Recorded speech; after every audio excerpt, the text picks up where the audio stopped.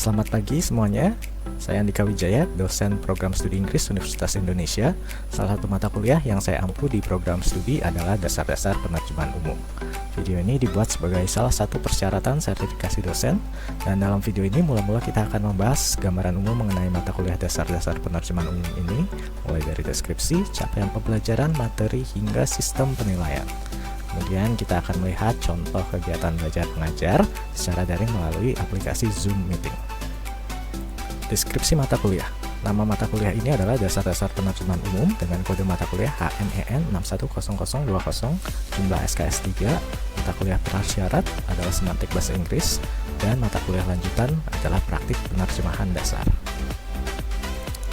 Materi pembelajaran dalam mata kuliah ini termasuk hakikat penerjemahan, kompetensi dasar penerjemah profesional, proses penerjemahan, metode penerjemahan, prosedur penerjemahan, serta ideologi penerjemahan.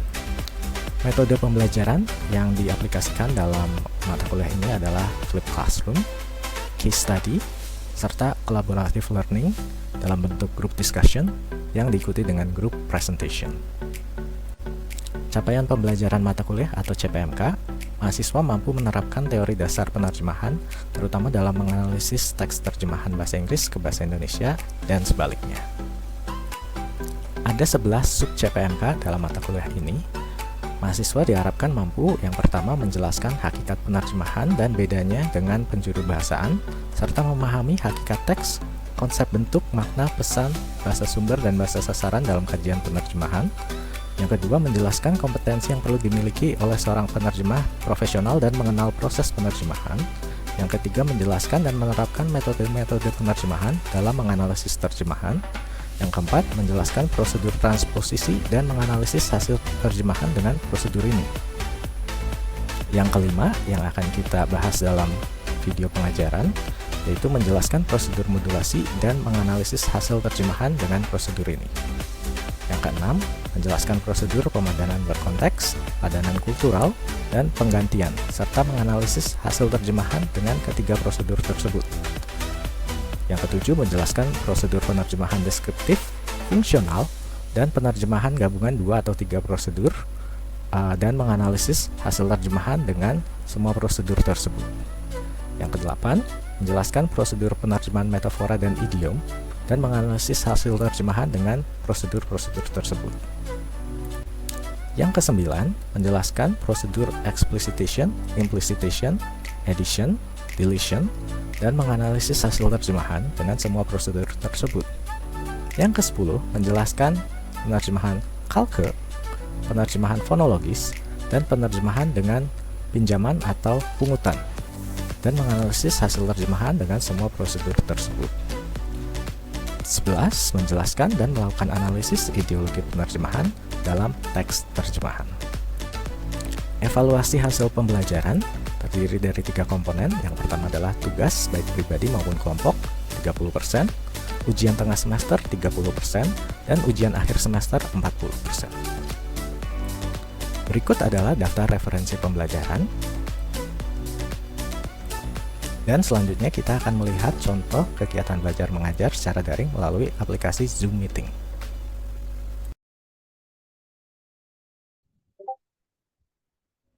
Oke, baik. Selamat pagi semuanya. Apa kabar?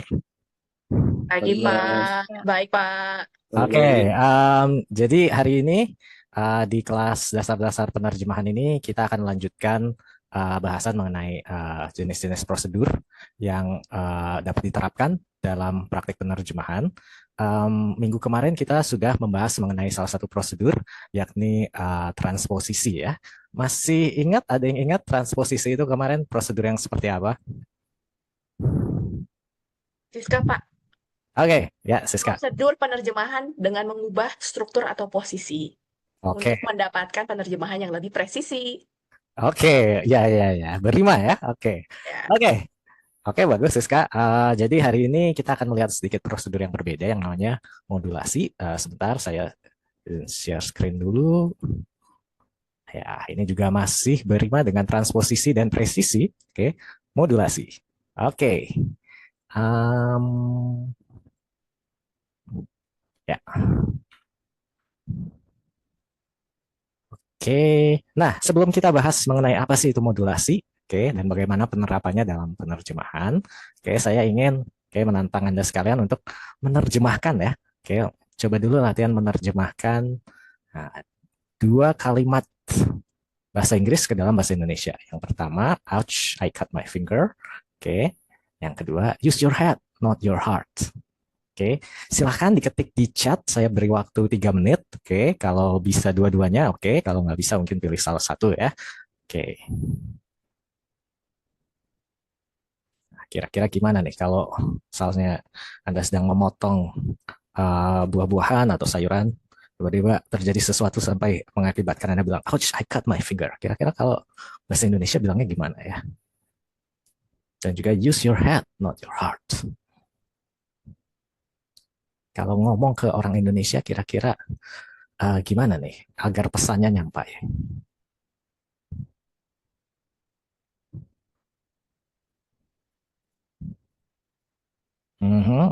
Oke. Oke, Siska sudah coba satu dan dua ya. Oke. Nah, Rehan, oke nomor satu. Oke. Iya.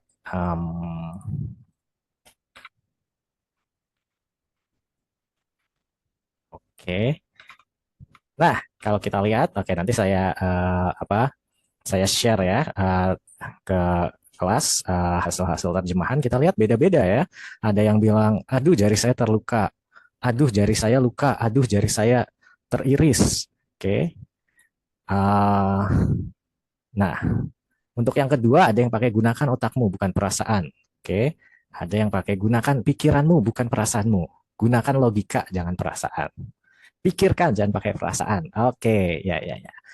Oke, bagus bagus. Oke, kita coba. Nah, tadi kan Indonesia ke Inggris ya. Sorry, Inggris ke Indonesia. Sekarang kita coba yang Indonesia ke Inggris. Oke. Nah, ya ini ada tiga, tapi seperti yang tadi ya, kita coba silahkan boleh pilih satu, dua, atau tiga. Oke, atau kalau mau tiga-tiganya juga boleh ya.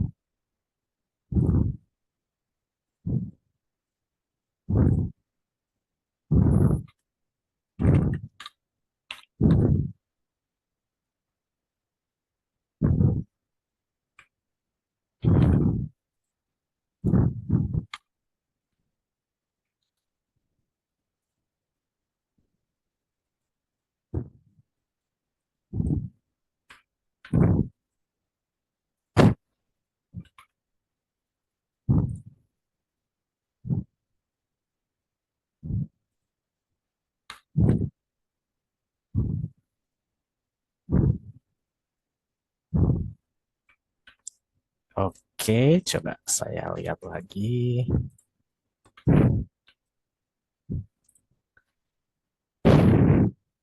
Oke, take the medicine 3 times a day after meal. Oke. Obligation immunization for toddlers and kids. Oke, defendant must attend trials or court hearings. Oke, bagus, bagus.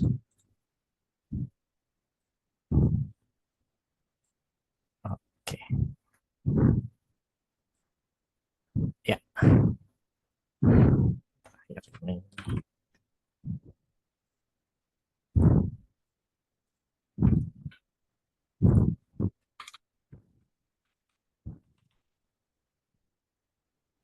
Oke, baik. Kita akan bahas sama-sama ya hasil hasil terjemahan rekan-rekan.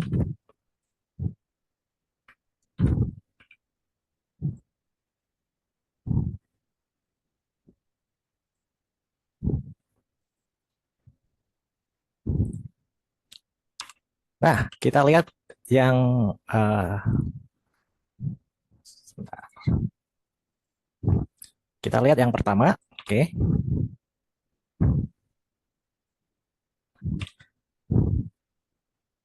Ya, ini aslinya kan ouch, I cut my finger ya. Oke, ada yang terluka, ada yang teriris. Oke, kemudian use your heart, use your head, not your heart. Nah, ini di sini kita lihat ada beda-beda semua ya. Oke, Em,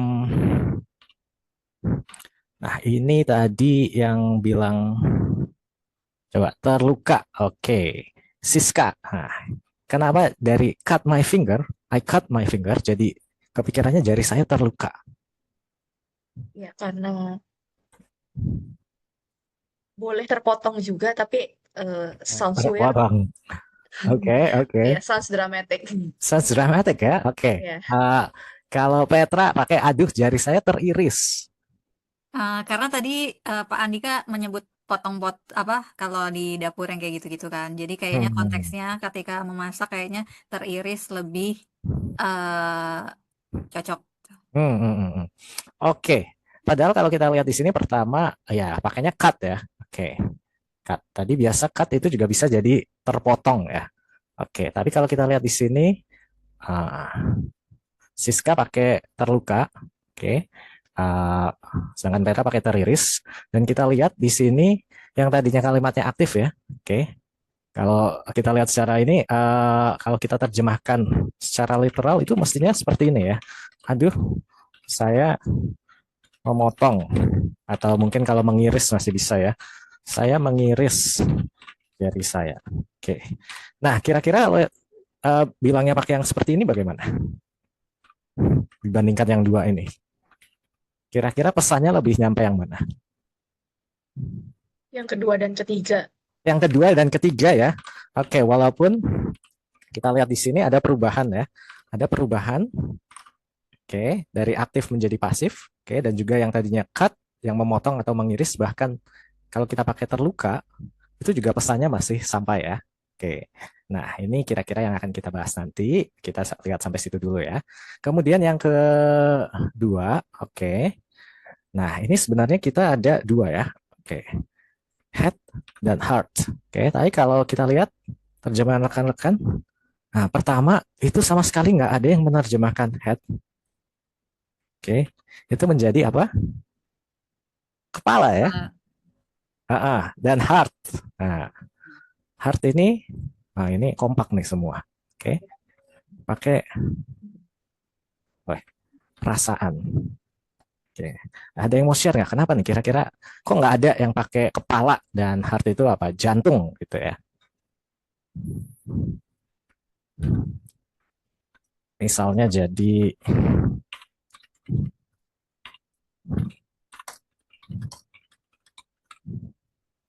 nah, kira-kira gimana kalau kita pakainya tetap mempertahankan jantung dan kepala? Kurang implisit Pak Dika. Ya, orang gimana tuh kalau ada orang bilang pakai kepala jangan jantung? Iya, antara gunakan kepalamu bukan jantungmu atau gunakan kepalamu bukan hatimu. Heeh, Kayaknya pernah sih dulu dengar di apa nonton di film, heeh, dia heeh. pakai implicit meaning gitu. Dia bilang use your head not your heart, tapi sebenarnya yang dia ingin sampaikan ya Heeh. gunakan pikiranmu tapi gunakan pikiranmu bukan perasaanmu. Jadi lebih ke representative meaning ya mungkin apa istilahnya kali ya. Iya, jadi pesannya kalau kita pakai kepala dan jantung malah mungkin nggak nyampe ya, atau Iya. mungkin nyampainya harus mikir dulu maksudnya apa nih. Oke, sama dengan ini ya, tadi juga nggak langsung nyampe. Oke, oke. Nah, kemudian kita lihat mungkin yang tadi ya, Em, minum obat ini, oke, sehari 3 kali. Sebentar. Ini rekan-rekan, oke, tadi saya ambil satu ya karena banyak kan sama ini ya. Um, Take this medicine 3 times a day. Nah, kalau dari sini kira-kira apa nih yang berubah? Yang tadi rekan-rekan ubah. Minum ya, oke. Kenapa nggak ada yang pakai drink? Minum kan drink.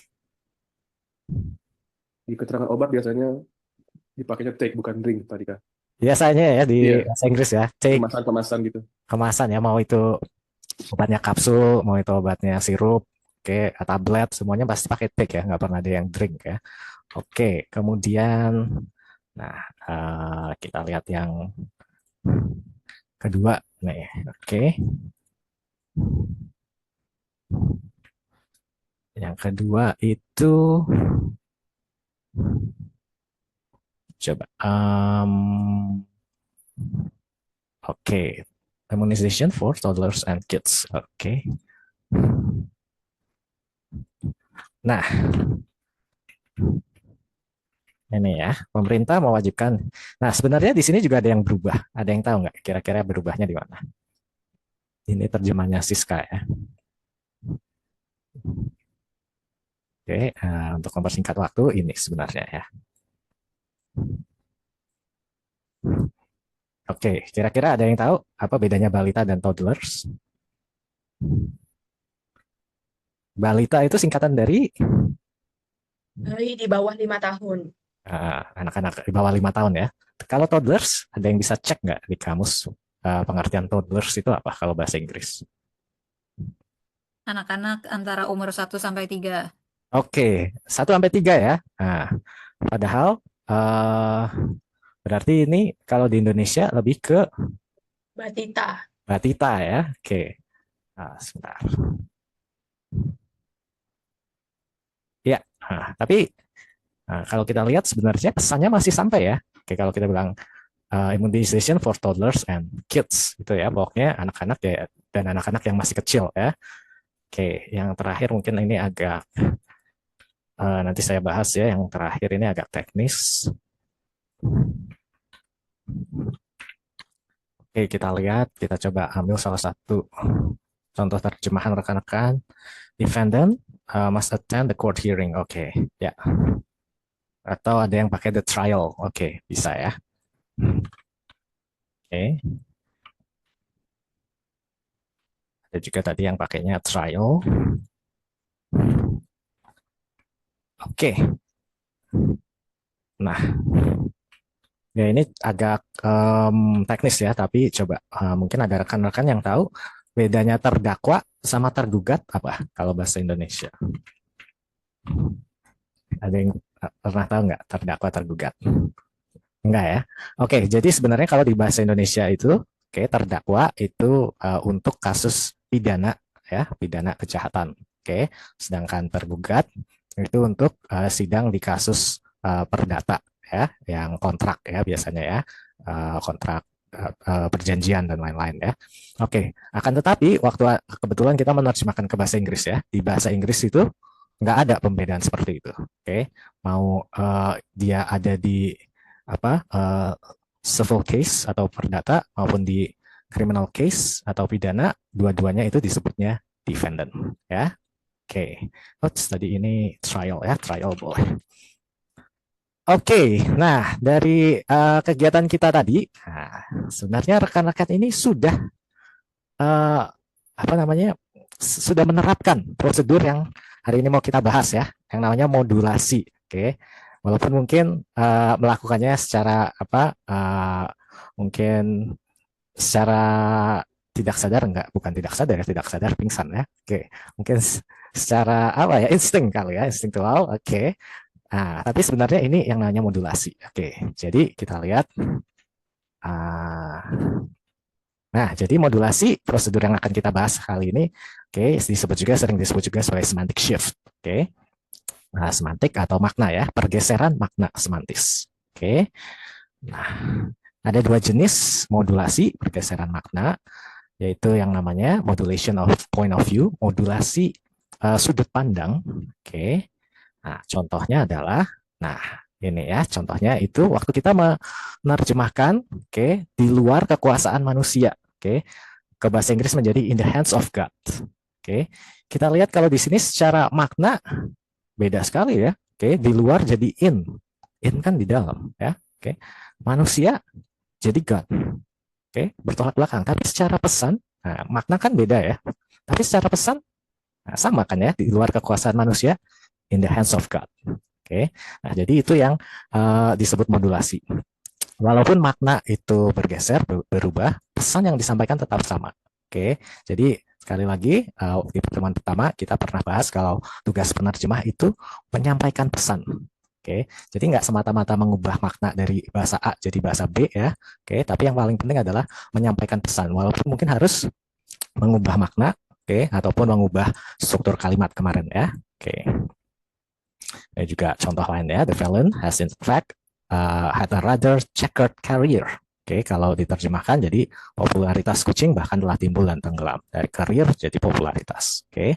Nah, kemudian modulasi tipe yang kedua adalah modulasi cakupan makna atau modulation of scope. Oke, yaitu dari cakupan yang tadinya luas ke kecil, ke sempit atau sebaliknya.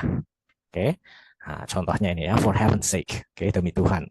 Oke, dari yang tadinya heaven, oke, mungkin luas ya dari the deities, oke, kemudian mungkin the servants ya, the angels, oke, kemudian merujuk ke satu ya. Oke. Kemudian yang tadi juga ya, the feline has in fact. Oke, feline menjadi kucing. Oke, kucing itu kan sebenarnya anggota dari feline ya. Oke, feline bisa kucing, bisa apa lagi? Harimau ya. Oke, cheetah dan lain-lain ya, tapi jadi kucing. Oke. Nah, kira-kira nih dari yang tadi kita sudah terjemahkan,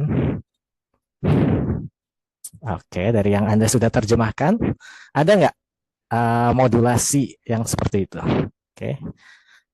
Yang pertama di sini ya, ouch, I cut my finger. Oke, kira-kira di sini, nah tadi kan ada perbedaan ya, perbedaan makna, tapi pesannya sampai. Nah, ini modulasi jenis yang mana nih? Cakupan makna atau sudut pandang? Sudut pandang, Pak. Sudut pandang, betul ya. Oke, dari yang tadinya cut, sepertinya aktif ya. Oke, kemudian kita lihat terluka ya atau teriris ya. Oke, ya jadi sudut pandang di sini ya. Ada pergeseran sudut pandang, tapi pesannya sama. Oke, nah kemudian kalau yang ini gimana nih? Use your head, not your heart. Kira-kira, nah tadi kan ada pergeseran makna juga ya dari head ke pikiran, otak, logika. Oke, heart jadi perasaan. Ini ada modulasi apa nih?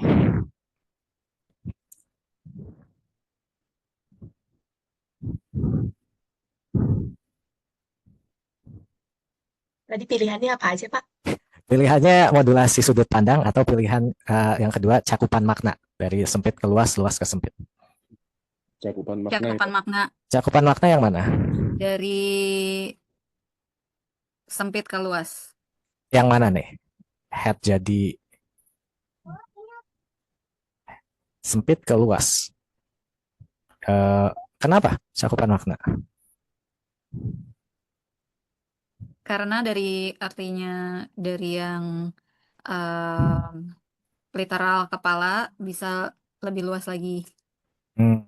Oke, ya sebenarnya di sini ada dua jenis untuk yang head ya, kalau yang saya lihat. Oke, yang pertama itu tadi memang ada cakupan makna. Oke, terutama waktu kita bilang head ke jadi otak.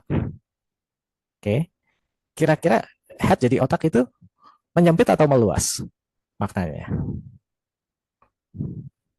Dari head ya, yang berarti semuanya ya. Menyempit ya Pak ya?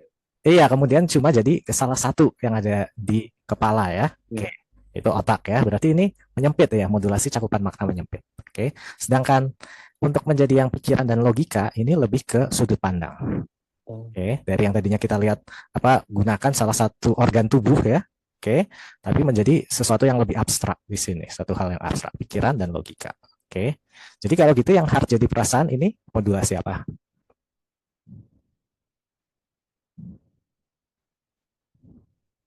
Sudut pandang atau cakupan makna?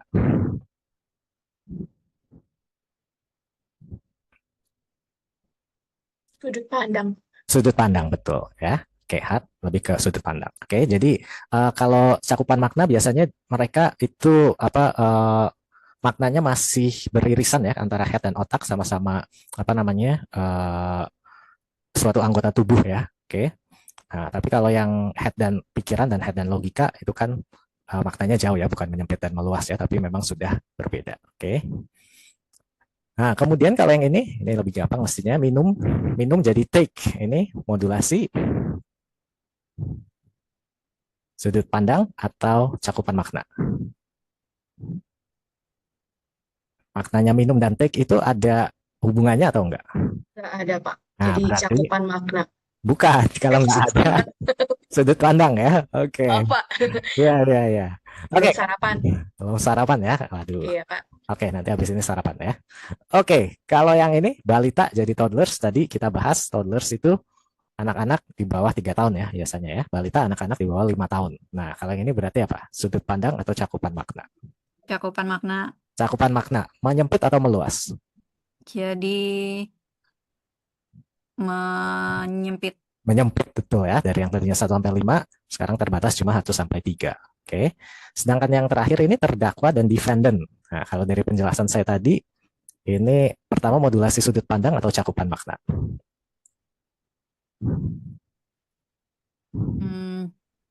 Cakupan makna. Cakupan makna betul. Oke, dari sempit ke luas, luas ke sempit. Dari sempit ke luas. Dari sempit ke luas. Luas. Oke, ya betul ya, karena terdakwa yang tadinya cuma untuk apa? Untuk kriminal ya, oke, kasus kriminal, oke, menjadi untuk dua-duanya ya, defendant yang lebih umum. Jadi meluas, betul. Oke, ya. Jadi gitu ya kira-kira. Jadi sebenarnya ya rekan-rekan ini sudah pernah menerapkan apa yang disebut modulasi, cuma mungkin selama ini belum tahu, oke, apa namanya ya, nama prosedurnya sekarang sudah tahu ya. Dan oke, ini merupakan salah satu prosedur yang bisa kita gunakan dalam menerjemahkan. Jangan terpaku pada makna. Kadang-kadang ada cara kita menyampaikan pesan meskipun maknanya itu berubah ya. Oke. Nah, oke, ada pertanyaan? Kalau belum ada, oke, kita untuk selanjutnya ya, nanti saya masukkan Anda ke grup, oke. Kemudian nanti saya berikan penerjemahan ini, oke. Nah, nanti setelah ini ya, Anda coba cari, oke, different points of view and different scopes ya, oke. Kemudian sebagai tambahan nanti juga kalau Anda punya contoh sendiri, oh ya Pak, saya kepikiran nih, kayaknya saya pernah lihat film atau baca apa, ini diterjemahkan jadi ini, itu bisa disebut modulasi cakupan makna atau modulasi perspektif atau enggak sih Pak? Nah, nanti silakan ya dicari contohnya, mungkin kalau bisa nanti didiskusikan saja di kelompok, satu kelompok 2 contoh juga ya, 2 contoh modulasi points of view dan 2 contoh modulasi cakupan makna. Oke. Nah, jadi sebagai conclusion-nya, kalau kemarin transposisi kita lihat pergeseran struktur ya, pergeseran struktur atau pergeseran bentuk, di mana yang namanya penerjemah untuk menyampaikan makna itu tidak harus selalu mempertahankan bentuk kalimat, bisa dari yang strukturnya pasif menjadi aktif diubah sebaliknya, atau yang tadinya anak kalimat induk kalimat diubah jadi induk kalimat dulu kemudian anak kalimat. Nah, kalau modulasi itu pergeseran yang terjadi dalam tataran makna ya. Jadi untuk menyampaikan, kalau meminjam istilah Siska tadi di awal, menyampaikan pesan yang presisi, itu tidak harus selalu mempertahankan makna maupun bentuk ya. Nah, kedua pergeseran ini bisa compulsory ya, memang harus dilakukan. Seperti tadi misalnya yang tadi kita lihat contohnya itu I cut my finger ya. Nah, itu compulsory. Kalau kita paksakan, malah pesannya jadi nggak nyampe ya. Atau bisa juga optional. Kayak yang tadi beyond the power, beyond the control of human ya, bisa aja tetap diterjemahkan di luar kekuasaan manusia ya. Atau in the hand of God ya, tadi bisa kita serahkan semuanya ke tangan Tuhan ya. Bisa saja ya, tetap seperti itu. Makanya kadang yang namanya pergeseran bisa optional, tapi bisa juga compulsory. Nah, jadi yang namanya equivalence, sekali lagi itu not always in the form and in the same meaning. Sebagai penerjemah yang harus kita pertahankan adalah equivalence, in the level of message, ya, pesan sama. Baik, setelah ini saya bagi menjadi beberapa kelompok ya. Ya, ini referensinya. Dan nanti setelah kerja kelompok dan presentasi kelompok, saya akan memberikan tugas ya seperti biasa untuk dikerjakan di rumah. Baik. Sebentar, saya stop share dulu.